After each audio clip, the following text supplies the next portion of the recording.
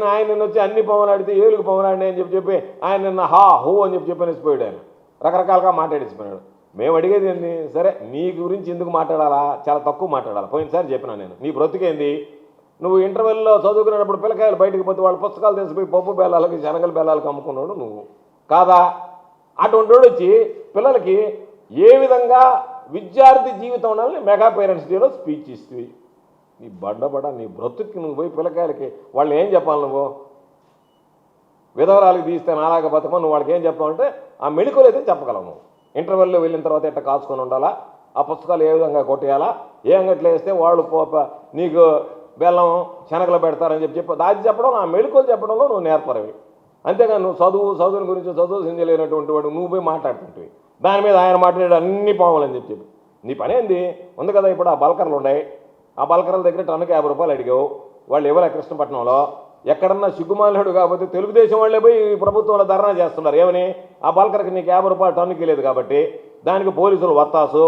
ఈరోజు నేను అడుగుతున్నా, ఆ ముత్తుకూరులో నుంచి పోయేటువంటి బల్కర్లో నువ్వు 50 రూపాయలు అడిగి వాళ్ళు 10 రూపాయలు ఇస్తాను అన్నాడు. మళ్ళీ ఏదో మధ్యలో బేరసారాలు అది కానీ కుదిరిందంటే మళ్ళీ ముత్తుకూరు టౌన్లో పోవచ్చు, అప్పుడేమో పొల్యూషన్ ఉండదు. నీకు 50 రూపాయలు చెల్లిస్తే పొల్యూషన్ ఉండదు, 50 రూపాయలు చెల్లిస్తే ముత్తుకూరులకు పొల్యూషన్ ఉంటుంది.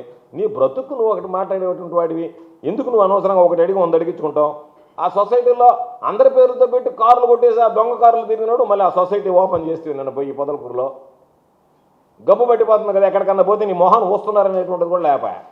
గట్టిగా అరిస్తే అబ్బాయి సోము, గట్టిగా అరిస్తే నీకు మొత్తం వారం రోజులు తిన్నంత కింద పైన బయటకు వస్తుందా? నువ్వు ఎందుకు మళ్ళీ మాట్లాడడం చెప్పు, నీకు దేనికి? గట్టిగా అరిస్తే తట్టుకోలేవు నువ్వు, ఎవడన్నా గట్టిగా మాట్లాడితే. అందుకని చెప్పి ఆయన ఏదో చెప్తున్నాడు కాబట్టి నోరు మూసుకొని అన్నీ కూడా మూసుకొని ఒళ్ళు అదుపులో పెట్టుకొని జాగ్రత్తగా ఉంటే మంచిది తప్ప నీ ఆ కైపు మాటలు మాట్లాడితే ఆ కైపు దిగిపోద్ది అనేది ఉంటుంది. గుర్తుంచుకో, నువ్వేదో పెద్ద వీరుడిలాగా మాట్లాడుతున్నావు. మొన్న ఎప్పుడో నేనేదో రామాయపట్నంకి మోటార్ బైక్ మీద పోయినా, ఆయన ఎక్కినటువంటి బుల్లెటే నేను ఎక్కాలన్నాడంట. అమ్మవారిపాలెంలో ఒక బుల్లెట్ పెట్టారు, ఆ ఫోటో కూడా ఇచ్చాడు. దాన్ని పట్టుకోవడానికి ఆ బుల్లెట్ని ఈ పక్క నలుగురు ఆ పక్క నలుగురు పట్టుకోవడానికి, ముందుకు పోవడానికి కాదు. ఆ కూర్చుంటే ఈడు ఎడగిరిపోతాడని 10 మంది పట్టుకున్నారు. నేను నీ బతుకు అట్టాడిది.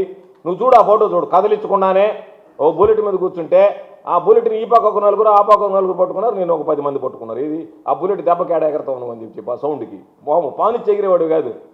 అటువంటి పరిస్థితుల్లో ఉండేవాడు నువ్వు ఏదో మామూలుగా రకరకాలుగా నీ బ్రతికేంది. ఆ పొదలకూరులో రియల్ ఎస్టేట్ వాళ్ళ దగ్గర డబ్బులు తీసుకుంటువి, వాడు ఒక 50 లక్షల రూపాయలు పెండింగ్ ఉంటే వాడి మీద కేసు పెట్టించి రౌడీ షీట్ తెరిస్తుంది. ఎవడన్నా నీ ముఖాన్ని వస్తాడు నోట్లో అనేటువంటి సిగ్గైనా ఉండబడలే. వాళ్ళ దగ్గర రియల్ ఎస్టేట్ వాళ్ళ దగ్గర డబ్బులు తీసుకొని 2.5 కోటి, వాడేదో పాపం లాస్ట్ ఇన్స్టాల్మెంట్ పెండింగ్ పెడితే ఆ లాస్ట్ ఇన్స్టాల్మెంట్కి వాడు అట్ట కూడా నేను ప్లాట్ ఇస్తాను అన్నాడంట. నాకు ప్లాట్ వద్దు, గోవర్ధన్ రెడ్డికి తెలిస్తే మళ్ళీ దాని మీద గందరగోళం చేస్తాడు, నాకు ఎవరు తెలియకుండా 3వ గంటకి క్యాష్ కొట్టండి అని చెప్పి ఆ క్యాష్ లేదని ఇప్పుడు వాళ్ళ మీద రౌడీ షీట్ తెరిపించి కేసు పెట్టు. ఇంతకన్నా బుద్ధి మాలినటువంటి వాడు ఎవడన్నా ఉన్నాడా? నువ్వు కరపత్రాలు తీసుకోకపోతే ఏం చెప్తున్నారు, 10 మంది వస్తున్నారా ఇంట్లో వాళ్ళు, పాపం వాడు ఏదైనా పేదవాడితో తలుపు వేసుకుని బయటికి వెళ్ళా, ఇంట్లో వాడు మామూలుగా ముష్టివాళ్ళకి చెప్తాడు, చూడు చేయి ఖాళీగా లేదా మళ్ళీ రాపమని చెప్తుంటుంది. నీకు నువ్వు పాంప్లెట్ ఎత్తుకోకపోతే మళ్ళీ రమ్మయ్య బిజీగా ఉండమంటుంటివి. అది నీ బ్రతుకు. నువ్వేదో మళ్ళీ మామూలుగా లోకేష్ బాబుని నువ్వు పోయి లోకేష్ అంక నాకు మాకేం అభ్యంతరా, ఆయన నాకు ఇచ్చుకుంటాడు ఆ చీకేసిన తాటిముట్టు మొహం వేసుకొని ఉంటావు కాబట్టి నువ్వు. కాబట్టి మేము అడిగేది ఇది, మేము ఆ రోజు వైఎస్ఆర్సీపీ హయాంలో గడప గడపకి ప్రభుత్వం చేసాం, ఇంటికి వెళ్ళాం, ఇదిగో నీ కుటుంబానికి ఇంత లబ్ధి జరిగిందా లేదా అని చెప్పి కాగితం చేతిలో పెట్టాం.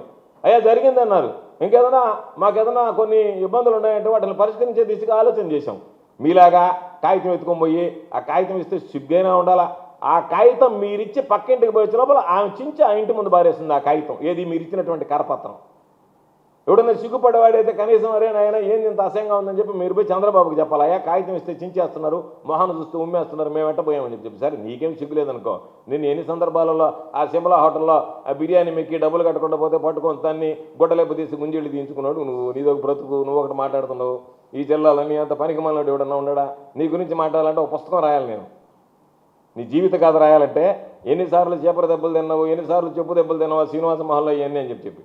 కాబట్టి నీ పని ఏదన్నా ఉంటే నువ్వు కానీ అంతే తప్ప దానికి సంబంధించినటువంటి దాంట్లో జనాలు మాట్లాడుతున్నారు. ఇప్పుడు అందరికీ అందుబాటులో క్యాన్సర్ వైద్యం ఇప్పుడు నారాయణ హాస్పిటల్లో. డిపార్ట్మెంట్ ఆఫ్ ఆంకాలజీ, మా ఆంకాలజీ నిపుణుల వైద్య బృందం doctor M Srividya, senior consultant medical oncologist doctor B Manobhiram, senior consultant surgical oncologist doctor B Gurasai Ratnapriya, senior consultant radiation oncologist. మహిళలకు క్యాన్సర్ స్క్రీనింగ్ పరీక్షలు కేవలం 1499 రూపాయలు మాత్రమే. Cancer specialist and dentist consultation. పురుషులకు క్యాన్సర్ స్క్రీనింగ్ పరీక్షలు కేవలం 999 రూపాయలు మాత్రమే. Cancer specialist and dentist consultation సంప్రదించండి. Narayana hospital, super speciality block, first floor, B3, Chintareddypalem, Nellore.